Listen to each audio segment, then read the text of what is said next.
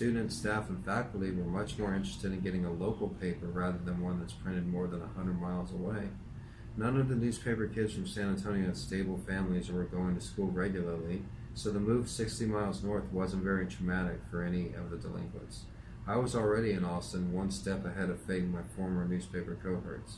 Sometimes things work out like they're supposed to. You try to do everything you can to get off course, and you wind up exactly where God had intended. It was the best 2-week gig I had ever had.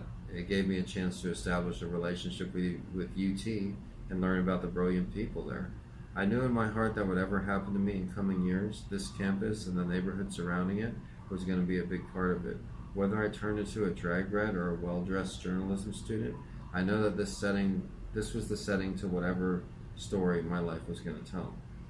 The work day started early. Our boss would pick us up at each of our houses and we'd go eat breakfast before heading to campus. Then we'd set up our tables and start selling newspaper subscriptions. Most of the day we'd be on our own with just a folding table, some free t-shirts, and a couple hundred copies of that day's paper. It was all we needed to make about $2,000 and talk to more gorgeous women in those 2 weeks than I had previously in my entire life.